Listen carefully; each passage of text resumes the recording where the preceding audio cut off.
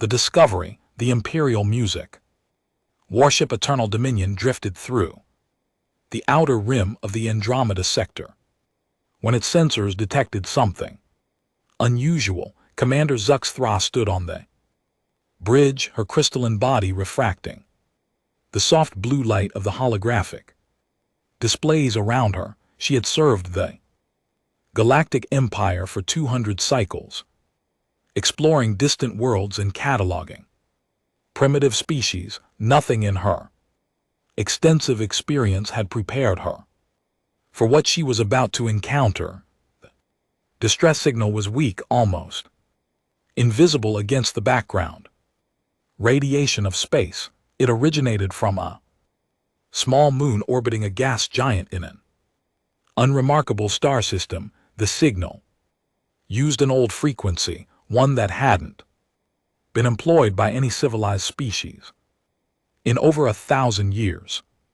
Zwax's tactical officer, a four-armed Seathion named Voss, brought up the analysis on the main screen. The signal appeared to be automated, broadcasting on a loop for what seemed like decades. The language was unknown to their translation systems, which contained over 40 million dialects from across the known galaxy. This alone was concerning. In the modern era, the Empire had cataloged every space-faring civilization. An unknown language meant an undiscovered species, and undiscovered species were supposed to be impossible. Zaxra ordered her ship to investigate. The Eternal Dominion moved silently through space, its massive hull gliding past asteroids and debris fields. As they approached the moon,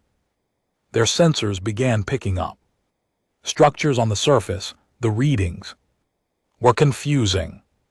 The buildings appeared primitive, constructed from local materials like stone and metal. There were no energy shields, no defensive systems, no signs of advanced technology whatsoever. The away team consisted of 12 of the Empire's finest scientists and security personnel. Science Officer Krell led the group, his segmented insect body covered in protective armor. Krell had studied hundreds of primitive civilizations throughout his career. He knew how to assess a species' technological level within minutes of observation. He descended to the moon's surface with confidence, expecting to find another backward race that had barely discovered radio communications. The colony was small, perhaps 200 structures arranged in a rough circle around a central plaza. The buildings were made of a combination of local stone and what appeared to be refined metal alloys, simple, functional, and utterly unremarkable. The streets were empty, no signs of life registered on their scanners. The distress signal continued its endless loop from a tower. At the colony center, Krell's team spread out, documenting everything they found. The architecture was basic but well constructed. The colony had clearly been planned with efficiency in mind. There were what appeared to be residential areas, storage facilities, and workshops. One building contained farming equipment designed for hydroponic agriculture. Another held medical supplies and basic surgical tools. Everything suggested a species that had achieved early space colonization but remained firmly in the primitive category. Then Krell's assistant, a young researcher named Pix, made a discovery that changed everything. In one of the workshops, hidden beneath what appeared to be a simple workbench, Pix found a panel. The panel looked like part of the floor, worn and dusty like everything else in the abandoned colony. But when Pix accidentally touched it with his scanning device, the panel lit up with symbols that made his breathing tubes Constrict with shock, the symbols were mathematical formulas, but not like any mathematics the Empire used. These equations described quantum mechanics at a level that shouldn't be possible for a primitive species. Krell rushed to the location, his multiple legs carrying him across the colony in seconds. He stared at the panel, his compound eyes trying to process what he was seeing. The formulas described dimensional manipulation, energy conversion at the subatomic level, and something that looked suspiciously like a design for a weapon that could tear apart spacetime itself. Krell immediately contacted Commander ZX Thra aboard the Eternal Dominion. His voice trembled as he reported the findings. This was no primitive colony. These beings, whoever they were, possessed knowledge that rivaled or exceeded the Empire's greatest scientists. They had simply chosen to hide it beneath a facade of simplicity. ZX Thra ordered a complete lockdown of the area. No one was to touch anything else until they understood what they were dealing with. She dispatched additional teams to search every building, every corner of the colony. What they found made the situation even more disturbing. Every structure contained hidden technology. The stone walls concealed advanced sensors. The metal support beams were actually sophisticated communication arrays. The farming equipment doubled as atmospheric processors capable of terraforming an entire planet. The medical supplies included nanomachine injectors that could rebuild a body at the cellular level. This entire colony was a masterpiece of deception, designed to look primitive while hiding capabilities that would terrify the most advanced civilizations in the galaxy.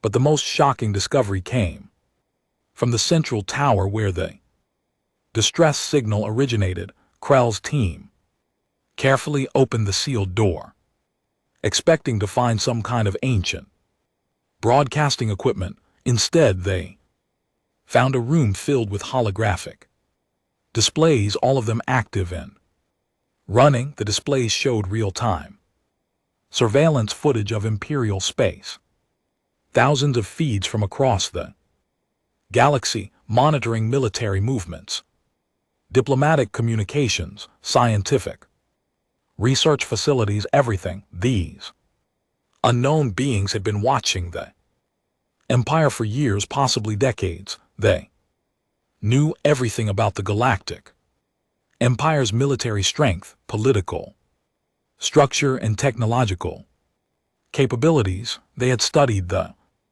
Empire the same way the Empire studied primitive species, and they had done it all without being detected. Krell stood in the center of that room, his mind struggling to comprehend the implications. If this colony had been abandoned, where were its inhabitants? If they possessed this level of technology, why hide it? What were they planning? The answer came sooner than anyone expected. A voice suddenly spoke through the comm systems of every Imperial soldier on the moon's surface.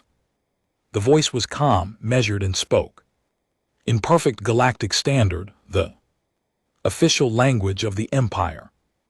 Greetings, Commander Zextra and Science Officer Krell.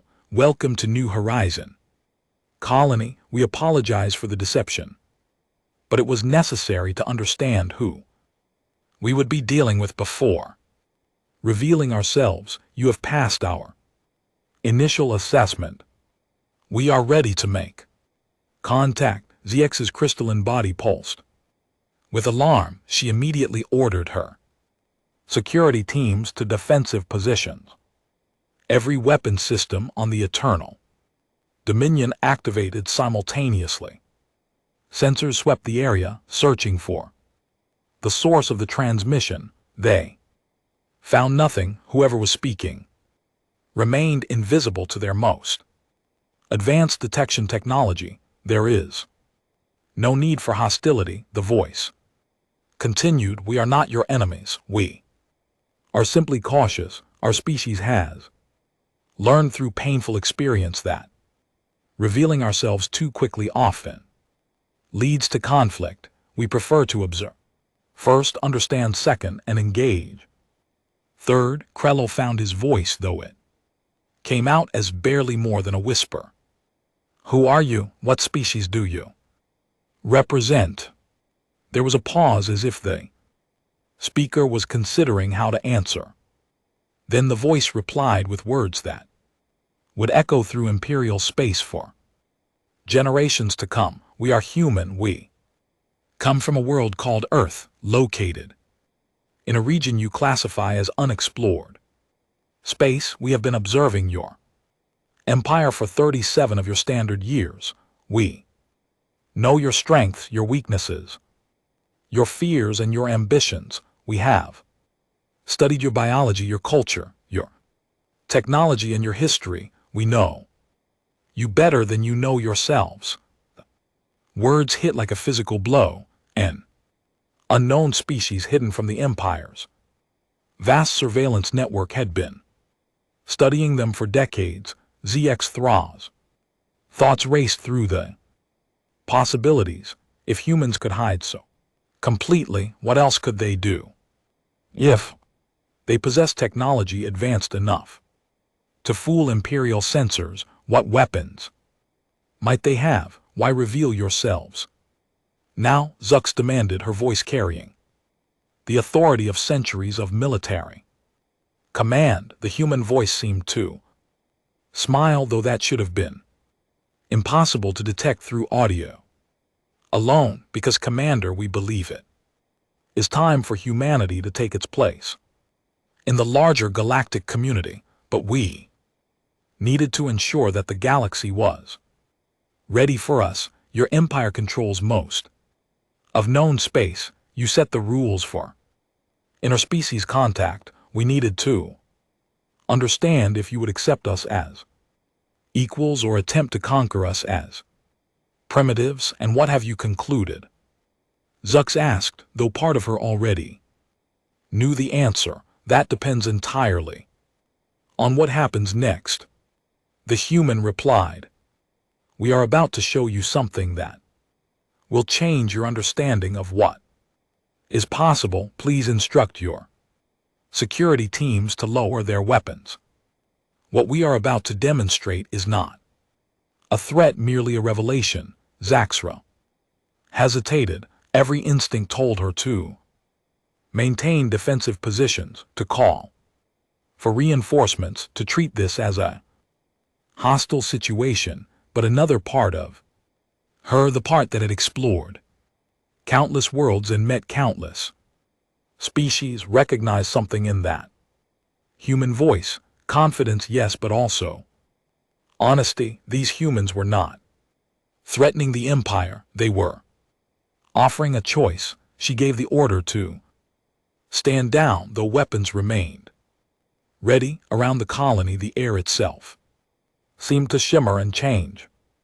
The empty buildings, the abandoned streets, the primitive structures, all of it began to transform. What had appeared to be simple stone walls revealed themselves as advanced holographic projectors. The metal structures unfolded into sophisticated machinery, and everywhere, absolutely everywhere, humans appeared. They had been there the entire time, hidden by technology that rendered them invisible to Imperial censors.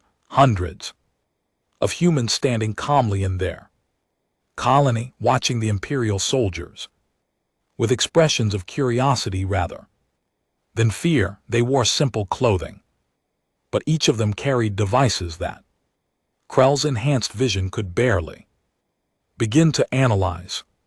One human stepped forward from the crowd, a male with dark hair and eyes that seemed to contain depths of experience far beyond his apparent age. He smiled, and it was a genuine expression of welcome rather than hostility. "My name is Dr. Marcus Rivera," he said, "on behalf of humanity. Welcome to New Horizon. We have much to discuss: the revelation, the emergency council meeting of the Galactic Empire, convened within 6 hours of the discovery. At New Horizon Colony, High Chancellor Vormix presided over the assembly from his elevated platform in the Grand Chamber of Unity, a massive structure that floated in the void between 3 star systems. The Chancellor's gelatinous body rippled with concern as representatives from 200 species filled the chamber, their holographic forms flickering with anxiety and confusion. Commander Zwake stood before the council, her crystalline form reflecting the worried faces of those assembled. Beside her stood Dr. Marcus Rivera, the human who had revealed himself at the colony. He appeared remarkably calm for someone facing the combined scrutiny of the galaxy's most powerful civilizations. His simple clothing contrasted sharply with the elaborate robes and armor worn by the council members, yet he carried himself with quiet dignity. Science Officer Krello presented the findings from New Horizon Colony, his voice steady despite the trembling in his segmented limbs.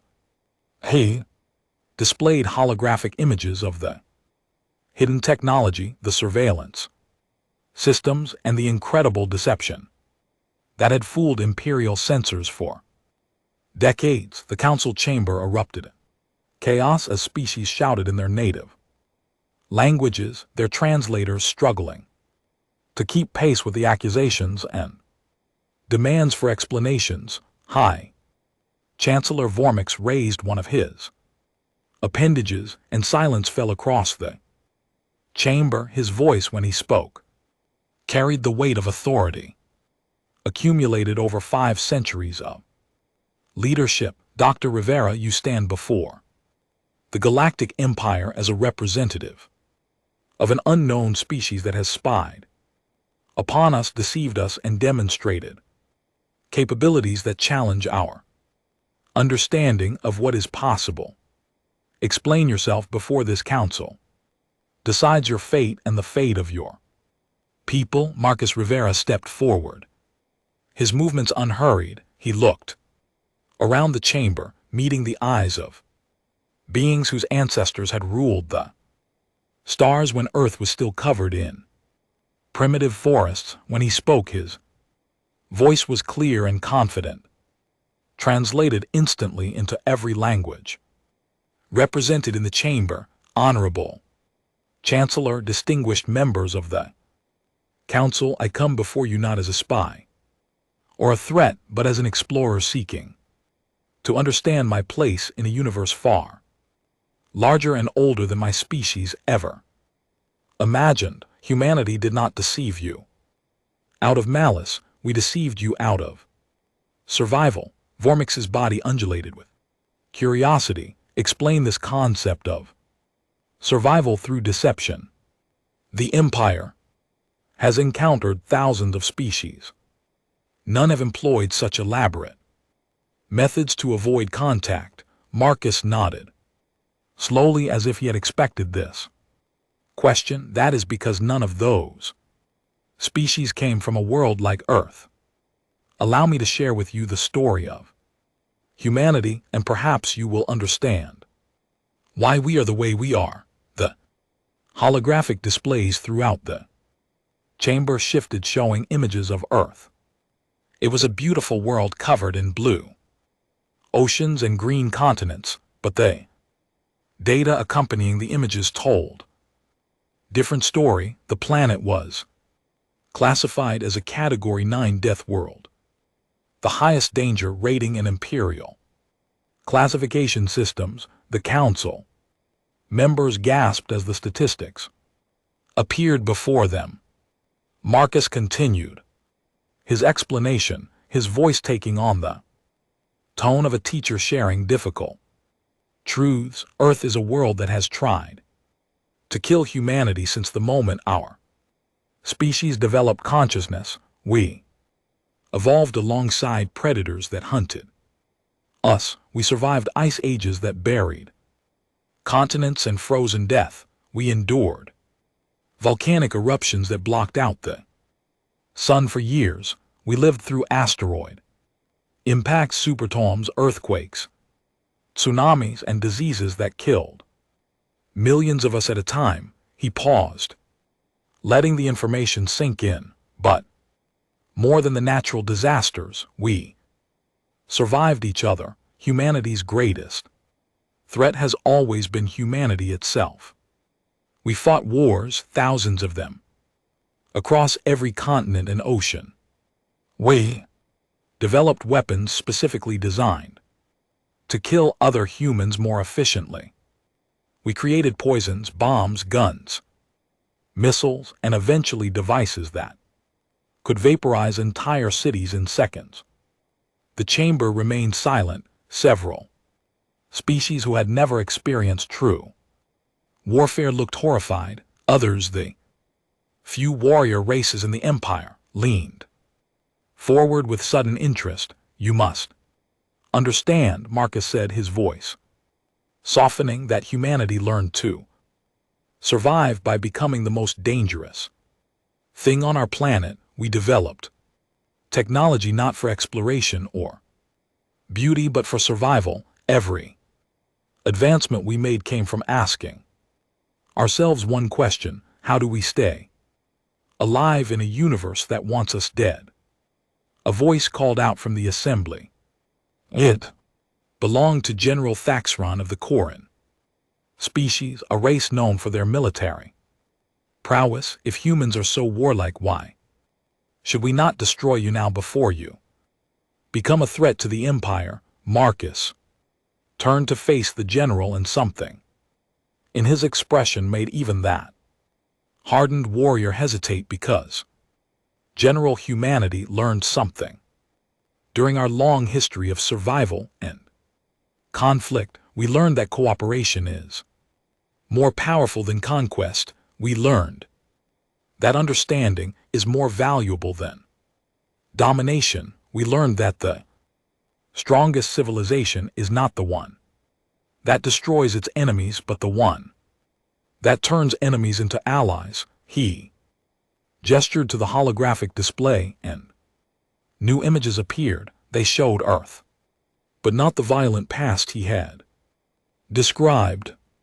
These images showed cities of gleaming towers, forests restored to pristine beauty, oceans cleaned and teeming with life. They showed humans working together, building, creating, thriving. 300 years ago, humanity nearly destroyed itself in a final war that came close to rendering Earth uninhabitable. In that moment of ultimate crisis, we made a choice. We chose to survive not by defeating each other, but by working together. We united our entire species under a single purpose: to explore the universe and find our place among the stars. Captain Elena Vasquez appeared in the chamber.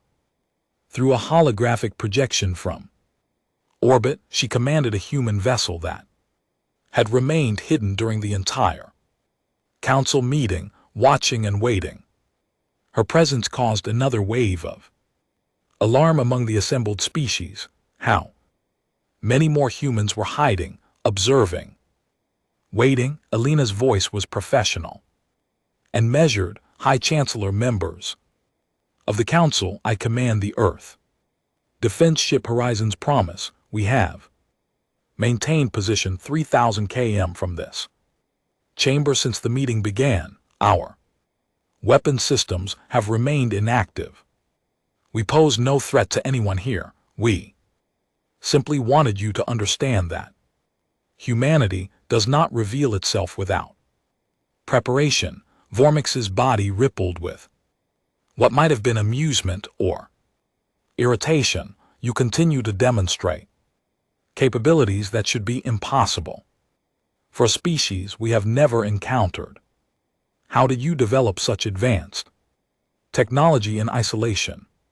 Marcus smiled, and there was something sad in that expression. We developed it because we had to. Earth taught us that the universe does not care about fairness or justice. It simply exists indifferent to whether we live or die. So we learn to adapt faster than any other species. We learn to innovate under pressure. We learn to solve impossible problems because the alternative was extinction.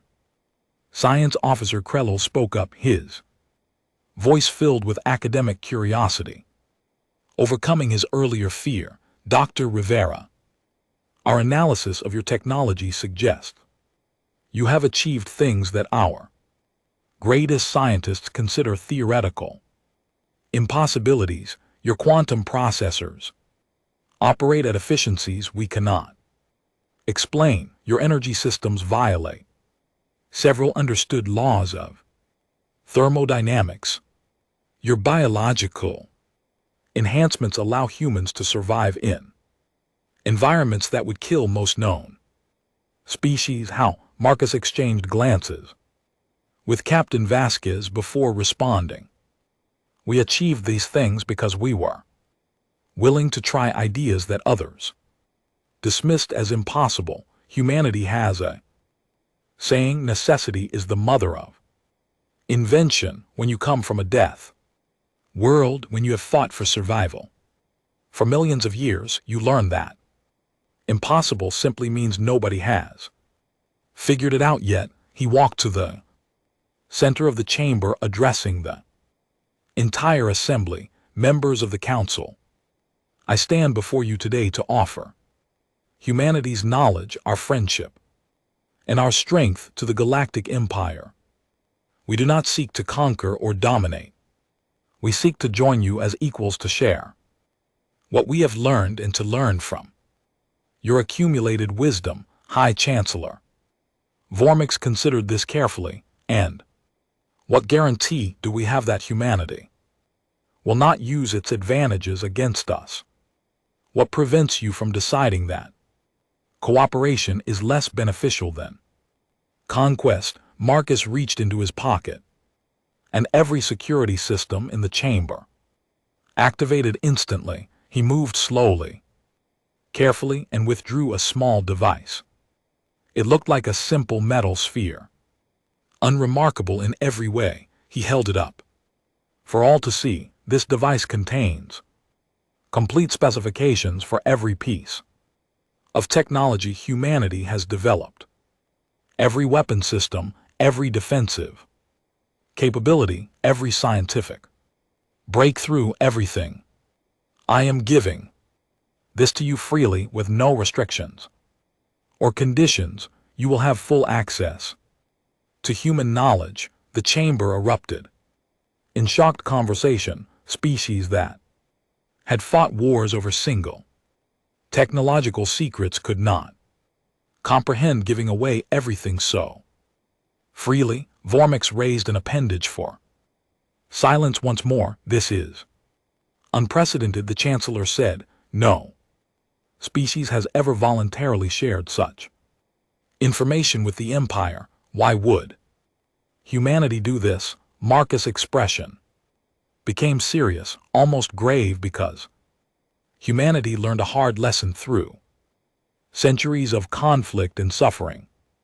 Knowledge is only dangerous when it is hoarded. When it is shared, it becomes a tool for mutual understanding and progress. We give you this because we want you to understand us completely.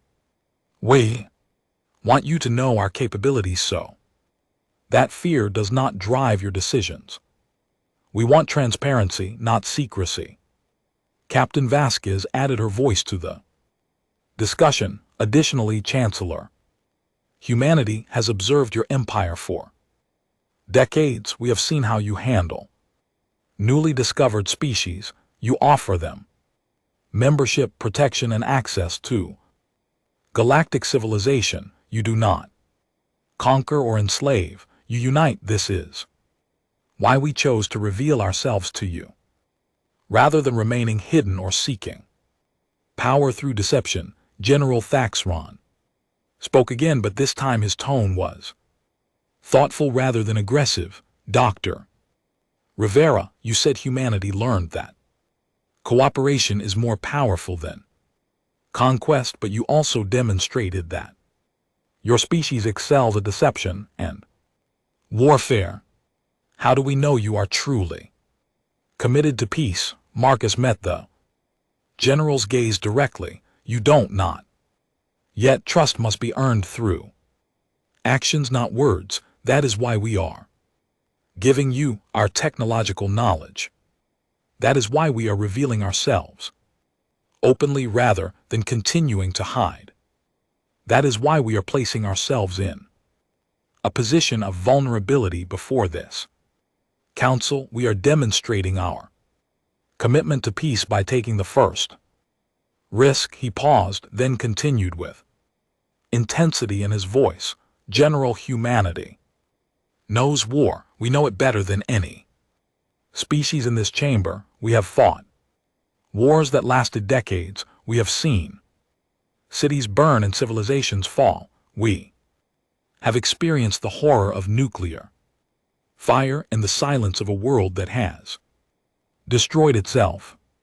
We know exactly what war costs, and we have decided that cost is too high. We would rather build bridges than walls, even if building bridges requires us to expose our vulnerabilities. Vormix's body pulsed with an emotion that the translators identified as respect. Dr. Rivera, your words are compelling, but words are easily spoken. What actions will humanity take to prove its intentions? Marcus smiled, and this time it was a smile of genuine hope. We propose a trial period of cooperation.